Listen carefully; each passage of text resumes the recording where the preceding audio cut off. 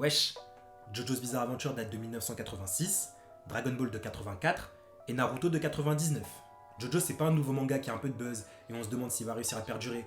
JoJo c'est une référence du shonen Neketsu qui a tellement influencé celui-ci que donner tous les exemples serait trop long. JoJo's Bizarre Adventure est toujours en cours de parution et les dernières parties ne sont clairement pas les moins bonnes. Personnellement, JoJo c'est mon manga préféré. Le but de cette vidéo sera simple, vous expliquer en 3 points pourquoi JoJo c'est si incroyable que ça.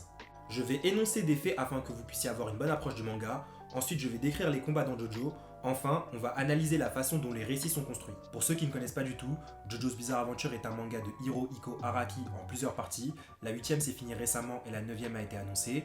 Dans chaque partie, on suit un protagoniste différent de la famille Joestar à travers son histoire à lui. Ces protagonistes auront toujours pour surnom Jojo, faisant référence à leur nom, comme Jonathan Joestar ou Kujo Jotaro. Déjà pour commencer les faits, il y a de nombreuses personnes qui hésitent à commencer JoJo à cause de l'aspect visuel de l'œuvre.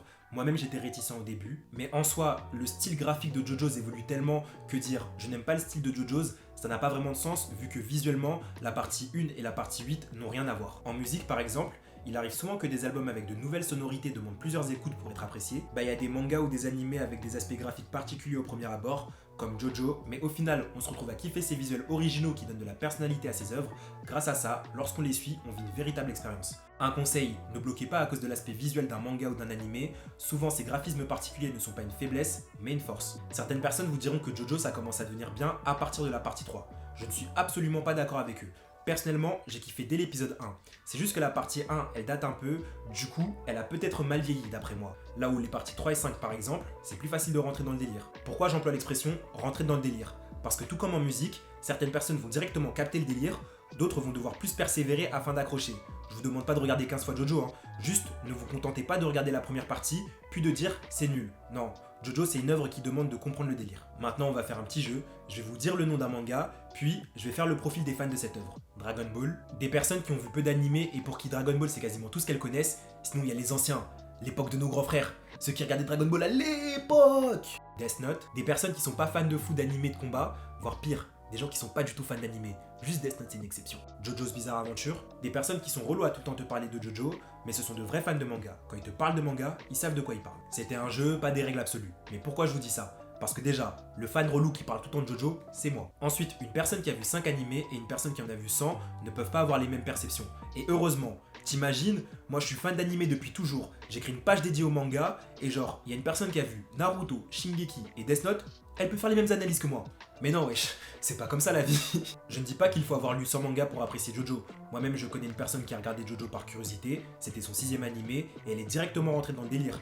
Juste, c'est pas un manga super accessible comme Shingeki ou Death Note, mais c'est pas pour autant que c'est moins bien. Maintenant, on va parler des combats. Dans les parties 1 et 2, les héros se battaient avec l'onde, une énergie basée sur la respiration, mais Araki a subitement changé d'avis et il est passé à de nouveaux pouvoirs, les stands. Personnellement, au début, j'étais vraiment réticent parce que je kiffais l'onde, mais plus on avance, plus on se rend compte que cette idée des stands, c'est du pur génie. En gros, le stand, c'est la projection de l'esprit d'une personne. Chaque personne ayant un esprit différent, les stands sont propres à chacun. Chaque personne a son pouvoir qui a ses capacités et ses limites. Ce choix de pouvoir permet à Araki de laisser libre cours à son imagination et à tout type de stand. Par exemple, Josuke de la partie 4, avec son stand Crazy Diamond, il peut tout ramener à son état précédent, genre il peut tout réparer ou soigner, cependant son stand ne marche pas sur lui-même. Ou Heaven's Door de Rohan Kishibe, qui lui permet de changer les gens en livres humains afin de lire leurs souvenirs ou d'écrire en eux des instructions qu'ils vont devoir exécuter. Le concept de stand en combat il est incroyable car le but c'est de comprendre le pouvoir de l'adversaire afin de déterminer ses limites, ce qui fait que le plus important c'est pas les capacités qu'offre un stand mais comment elles sont utilisées et c'est intéressant de fou car un manieur découvre les compétences de son stand au fur et à mesure qu'il l'utilise. Il y a un truc que je kiffe de fou dans ces combats, c'est le retournement de situation. Puisque le plus important, c'est pas le stand, mais la manière dont il est utilisé, les éléments environnants peuvent beaucoup jouer dans un combat de stand, ce qui fait que dans un combat, il y a normal 3-4 retournements de situation. Les stands participent au délire autour de JoJo, par exemple les fans les comparent entre eux. L'auteur regorge d'imagination afin de créer de nouveaux pouvoirs, cette imagination folle a un grand intérêt pour le récit, et justement, on va maintenant parler du récit. Chaque partie de JoJo's Bizarre Adventure aurait pu être un manga à elle seule, ce qui fait que JoJo se renouvelle tout le temps. Le vaste univers de JoJo's contribue au délire autour du manga, je vais vous expliquer les concepts de quelques parties pour que vous captiez. Partie 5. Giorno entre dans la mafia afin de devenir parrain et d'arrêter le trafic de drogue qui gangrène sa ville. Partie 7. Johnny participe à une course de chevaux à travers les États-Unis, les mecs se battent sur des chevaux tout en faisant la course. Partie 8. Le JoJo de la partie 8 ne connaît pas son identité, tout ce qu'on sait c'est qu'il a été retrouvé enterré et qu'il a 4 boules. Non, sérieusement, les 4 boules c'est important pour la suite de l'intrigue. Grâce au fait que chaque partie soit une nouvelle histoire, on se dit pas ah ouais relou, encore une nouvelle partie avec un nouveau méchant, ça devient répétitif. Mais plutôt ah je suis curieux de voir la finalité de cette histoire. Et justement, souvent quand tu commences une nouvelle partie de JoJo's, c'est par curiosité, c'est parce que t'aimes bien. Mais Araki, il est trop fort pour un truc, c'est pour te hyper. Du coup, vers la moitié de la partie, t'es trop dedans, t'as trop envie de savoir la suite. Et le pire, c'est que en plus de te hyper, il va te sortir des dingueries inattendues, genre le schéma du combat final de la partie 5, c'est trop fort. Ce qui fait qu'à cause de ton enthousiasme, tu te rends pas forcément compte de comment l'histoire est construite et comment les personnages sont développés. Déjà pendant toute la partie, il va faire monter la tension autour du combat contre le boss final, il va limite créer un mythe autour de certains boss. Vous vous rappelez quand je vous ai dit que les combats dans JoJo's se basaient surtout sur l'analyse? Bah c'est vrai, sauf pour les boss. Les boss finaux dans JoJo's ont des pouvoirs juste trop forts, presque sans limite. Pour les battre, il n'y a pas d'astuce. Les héros vont devoir se surpasser.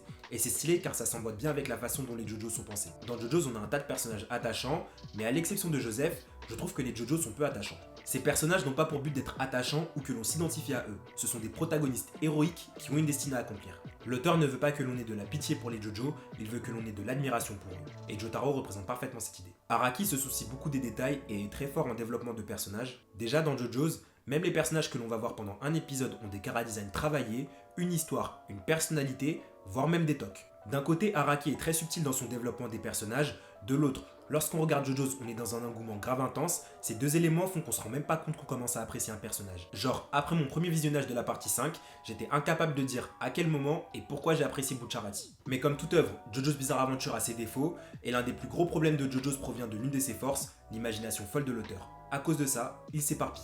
Genre dans JoJo, il y a des incohérences incroyables et des pistes d'intrigue non exploitées. Dans JoJo, il y a un combat grave stylé et grave intense, et ben pour marquer le coup, tu sais pas pourquoi, d'un seul coup les personnages se mettent à voler, sans aucune explication.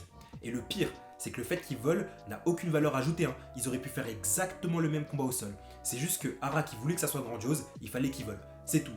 Mais l'auteur il te prend pas pour un idiot, hein. Il va pas te bricoler une excuse. Non, Araki il en a rien à faire, il va laisser l'incohérence devant toi. Si ça te dérange, c'est ton problème, Araki lui continue d'avancer. Mais en soi, est-ce que les incohérences c'est si important que ça? C'est comme en amour, tu peux avoir conscience des défauts d'une personne, mais passer dessus, car elle en vaut le coup.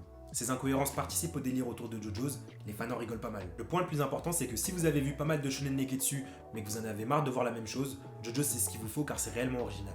À cause de notre société de consommation, on a tendance à consommer la culture, c'est-à-dire écouter un album parce qu'il a la mode, ou regarder une série parce que tout le monde en parle actuellement, alors que dans un an on l'aura tous oublié.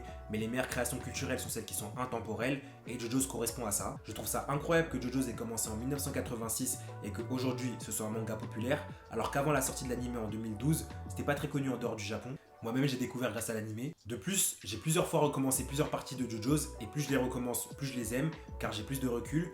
Par exemple, j'ai récemment recommencé la partie 5 et maintenant je sais pourquoi j'aime Bucciarati. Je vous recommande fortement de regarder ou de lire JoJo's Bizarre Adventure, je trouve que les deux versions sont top. Si vous avez déjà lu ou regardé JoJo's, recommencez, vous allez encore plus apprécier. Si vous regardez JoJo's, ne regardez pas en vous demandant est-ce que c'est bien. Après avoir vu cette vidéo, vous vous doutez que c'est bien. Regardez en vous demandant pourquoi c'est bien. Les commentaires, en commentaire, sinon salut. N'oublie pas de t'abonner à la chaîne YouTube, de liker et de partager. En plus de ça, Atelier Manga est présent sur les réseaux sociaux. Il y a des quiz, des articles, des débats et plein d'autres choses intéressantes.